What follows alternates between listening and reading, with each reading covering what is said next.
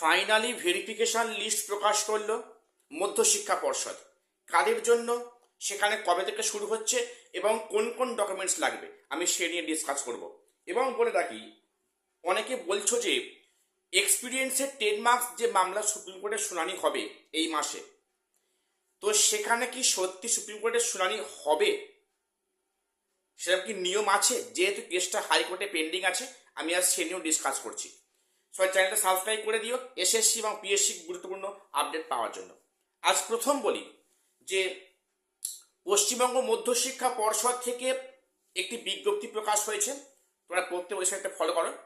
তো সেখানে 16 এবং 17 এপ্রিল ফাইনাল ভেরিফিকেশনের জন্য ডাকা হয়েছে। এটা কাদের জন্য?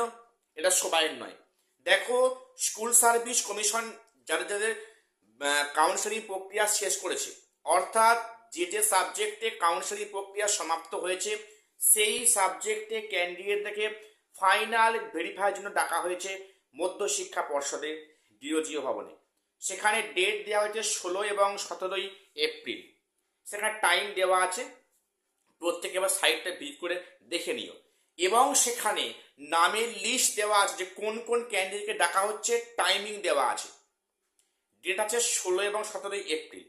এবং এখানে বলে রাখা ভালো, এখানে 10টা গুরুত্বপূর্ণ ডকুমেন্টস কথা উল্লেখ আছে। তার মধ্যে দুটো বিষয় হচ্ছে কি, বিএড এর ফাইনাল ইয়ার সার্টিফিকেট। এখানে কোনো প্রফেশনাল দিয়ে কাজ আর হবে না। এতদিন প্রফেশনাল দিয়ে যা হওয়ার হয়েছে, আমি এ নিয়ে অলরেডি ভিডিও তোমাদের করেছি। তো এবারে কিন্তু বিএড এবং মাস্টার্সে অরিজিনাল সার্টিফিকেট শো করাতে হবে। এখানে কিন্তু আর প্রফেশনাল দিয়ে হবে না। তো এবং এখানেই শেষ নয়, যারা বিবাহিত মহিলারা আছেন তাদের কিন্তু ম্যারেজ সার্টিফিকেট এবং কোর্ট থেকে এফিডেভিট কপি আনতে হবে। যাদের আফটার ম্যারেজ টাইটেল চেঞ্জ হয়েছে নামের সাথে, তাদের কিন্তু ম্যারেজ সার্টিফিকেট উইথ কোর্টের এফিডেভিট কপি অবশ্যই লাগবে। সেখানে ফার্স্ট ক্লাস ম্যাজিস্ট্রেটের সেখানে সিগনেচার স্ট্যাম্প অবশ্যই লাগবে কিন্তু, অর্থাৎ কোর্ট থেকে এফিডেভিট করে আনতে হবে যাদের টাইটেল চেঞ্জ হয়েছে। এবারে বলে রাখি যে এবারে কিন্তু আর প্রভিশনাল সার্টিফিকেট দিয়ে কাজ হবে না। এখানে পরিষ্কার বলেছে যে শুধুমাত্র ফাইনাল সার্টিফিকেট শো করাতে হবে। কাজেই যারা ক্লাস 9-10-এ ডাক পেয়েছো ভেরিফিকেশনে বা ডাক পেয়েছো, যারা ইন্টারভিউতে যাবে বা ইন্টারভিউ ক্র্যাক করবে, তাদের কিন্তু অবশ্যই এই জায়গায় এসে সার্টিফিকেটটা ফাইনাল সার্টিফিকেট লাগবে কিন্তু, ওখানে প্রফেশনাল দিয়ে হবে না। তোমরা এখন থেকে ওটা পাওয়ার চেষ্টা করো।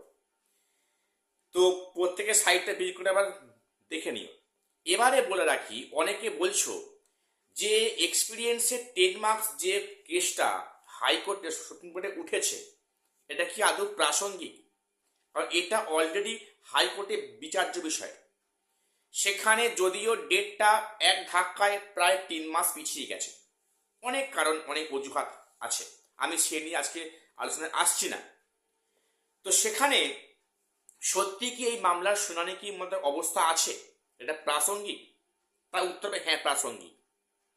দেখো, তো যেহেতু এই কেসটা হাইকোর্টে পেন্ডিং আছে, 3 মাস লং ডেট পড়েছে, একটা সামান্য বিষয় যে এই এক্সপিরিয়েন্সের 10 মাসটা কখন যোগ হবে, ইন্টারভিউ আগে না পরে, সেটা বলতে গিয়েই বেঞ্চ বদল হয়ে যাচ্ছে, কখনো এডিজি সাহেব আসছেন না, অনেক অনেক আমরা অজুহাত ড্রামা ভাই দেখলাম, দেখে আমরা বাঙালিরা অভ্যস্ত হয়ে গেছি।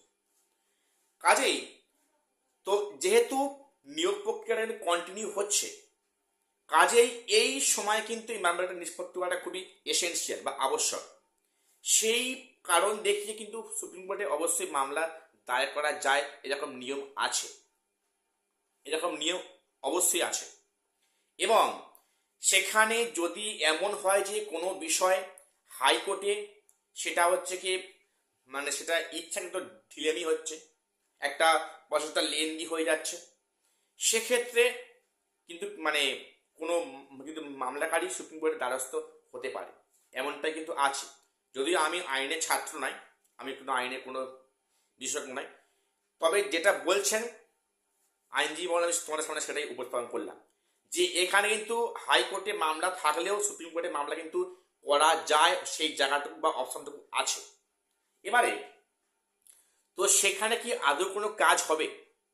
দেখো, এক্সপিরিয়েন্সের 10 মার্কসটা, আমি তোমাদের বারে বারে বলছি, এক্সপিরিয়েন্সের 10 মার্কসটা একটা পজিটিভ কিন্তু আপডেট অবশ্যই আসবে। কারণ এটা এটা এমন জিনিস যেটা কিনা গেজেটকে ভায়োলেট করেছে, নাম্বার ওয়ান। এখানে সংবিধানকে ভায়োলেট করেছে, সেখানে মানে সংবিধান প্লাস এসএসসির যে গেজেট দিয়েছে দুটোকে লঙ্ঘন করা হয়েছে। কাজে এটা কোনোভাবে টিকতে পারে না, এটা কোনোভাবে টিকতে পারে না। দেখো, সেখানে যদি হাইকোর্ট থেকে কোনো জাজমেন্ট আসতো, সেটা যদি কমিশনে এগেনস্ট দেয়, তাই কমিশন সেখানে কিন্তু পুনরায় সুপ্রিম কোর্টে চলে যেত, স্বাভাবিক বিষয়।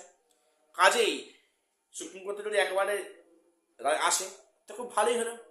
তবে হ্যাঁ, এটা বলতে পারি কিন্তু 10 মার্কস নিয়ে একটা পজিটিভ আপডেট অবশ্যই আসবে, আমরা সে বিষয়ে আশাবাদী যে এই অনিয়মটা চলতে পারে না।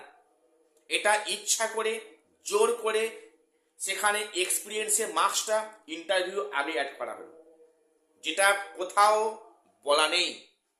এটা সংবিধান লঙ্ঘন করছে, এটা গেজেটকে লঙ্ঘন করছে, এটা চলতে পারে না।